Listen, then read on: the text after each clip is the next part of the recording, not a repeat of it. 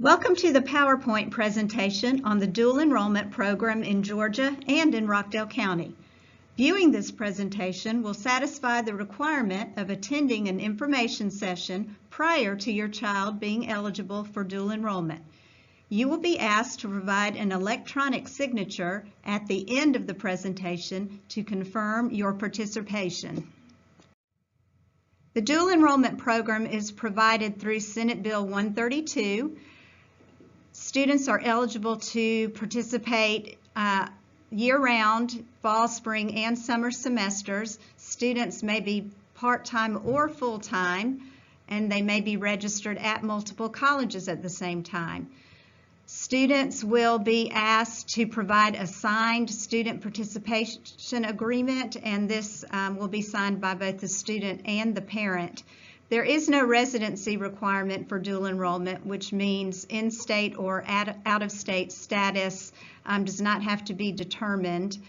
And currently, 9th through 12th grade students are eligible to participate, though that is subject to change. There are several goals of the Georgia Dual Enrollment Program.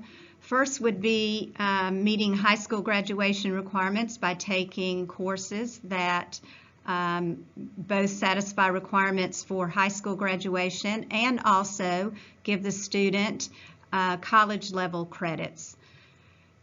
Hopefully, choosing courses will also help students choose majors when they go to college.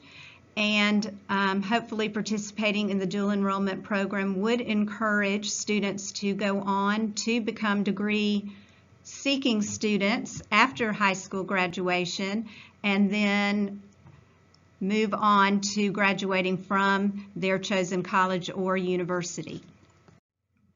The dual enrollment program has undergone some changes in the last few years. Some of the benefits of these changes include expanded course offerings. Students have more choices in the classes they want to take. The courses can be taught on either the high school or the college campus, and qualified secondary educators can teach both high school courses as well as college courses. There are some very important factors to consider before choosing to become a dual enrollment student. In making the decision to participate in dual enrollment, it is essential to consider a student's eligibility versus their readiness. Students may be eligible for dual enrollment using GPAs and test scores, but it is important to consider factors like the maturity level of the student, the academic rigor that's required in college classes, being able to choose courses with a certain major or career path in mind, and being able to take the initiative that's required in college classes versus the high school classes. Please read over the characteristics on this slide carefully as you think about your own child. The characteristics on the right are those that would indicate that your student would be a good candidate for dual enrollment. If your child demonstrates some of the characteristics on the left side of the chart, it may mean that your child might not be ready for dual enrollment quite yet. Dual enrollment students have the responsibility to meet and maintain particular expectations. Attendance is crucial, as missing class will result in the student being dropped from the class, which will then affect graduation requirements and GPAs. Students are always expected to maintain respectful relationships with the professors, and college professors will not communicate with parents, only with the students themselves. Obviously, maintaining academic integrity is going to be crucial in dual enrollment classes, and professors will dictate the policy on cell phone use, and the students are expected to comply with that policy.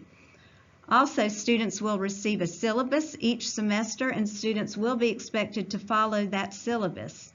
College professors will expect students to be able to meet due dates and deadlines, and will typically not accept any late work. The two colleges that offer classes through dual enrollment at RCA are Georgia Piedmont Technical College and Point University.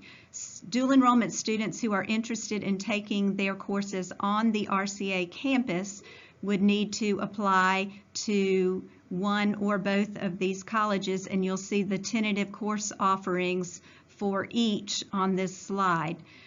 Admission requirements for the two colleges can be found on the georgiafutures.org website. That's GAFUTURES.org.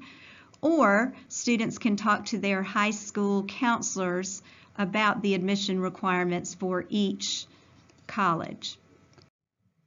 Next, we're going to take a look at procedures for getting enrolled in the dual enrollment program. In order to enroll in the dual enrollment program, a student and parent must attend one of the county's dual enrollment informational sessions or must view the PowerPoint that you are currently viewing. Students must meet testing requirements if those are required for the institution that the student is going to apply for. Those testing requirements could be an SAT or an ACT, or they could be an AccuPlacer, which is a placement test. Talking to your high school counselor will help you decide what kind of testing requirements you need to meet, if any. The student must apply to and be accepted by the college or university, and after acceptance, the student must go onto georgiafutures.org to complete a dual enrollment funding application. And then the student will need to meet with the school counselor to talk about the different course options and also complete the Rockdale County Public Schools dual enrollment contract and advisement form. After meeting with the school counselor, the student will then register for the dual enrollment classes based on the courses that have been approved by the counselor, and the student will obtain a copy of the schedule, and a copy will be maintained by the school counselor as well. And then for the next semester, the steps will be followed again to register for second semester courses. The Student Participation Agreement is a 9-page document that is full of important information, and it must be signed by the student, the parent, and the high school counselor before a student is allowed to enroll in dual enrollment courses. I'd like to hit on a few of the highlights right now.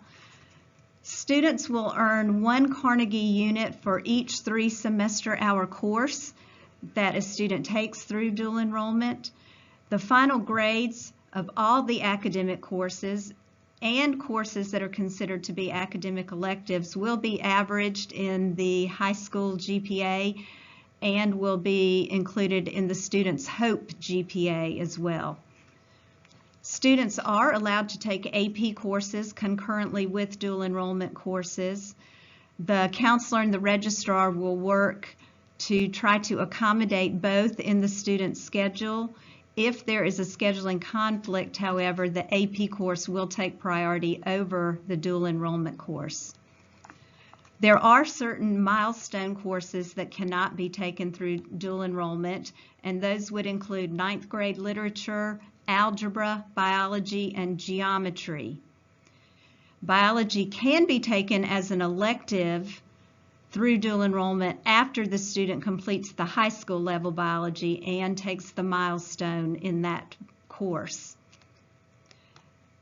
Dual enrollment students can take certain milestone courses through dual enrollment, and those would be American literature, physical science, economics, and U.S. history, and you would not be required to take the milestone in those courses if you have taken them through dual enrollment. It's always the student's responsibility to maintain satisfactory academic progress, which means that a student must maintain a minimum of a 2.0 cumulative GPA at the college. Students are expected and required to meet all graduation requirements for high school graduation, and dual enrollment courses will count towards eligibility to compete in athletics at the high school. Of course, with any questions about any of these topics, you could consult with your high school counselor.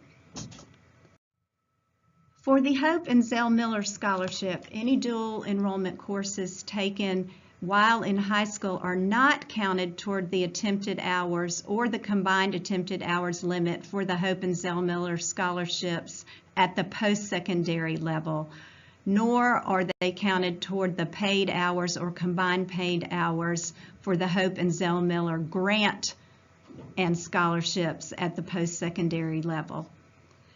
The dual enrollment courses are included in the Hope GPA calculation at the high school to meet the requirements for the Hope Scholarship and the Zell Miller Scholarship, and the dual enrollment coursework will meet the academic rigor requirements and are given a weight of 0.5 with a maximum of 4 quality points toward each dual enrollment course.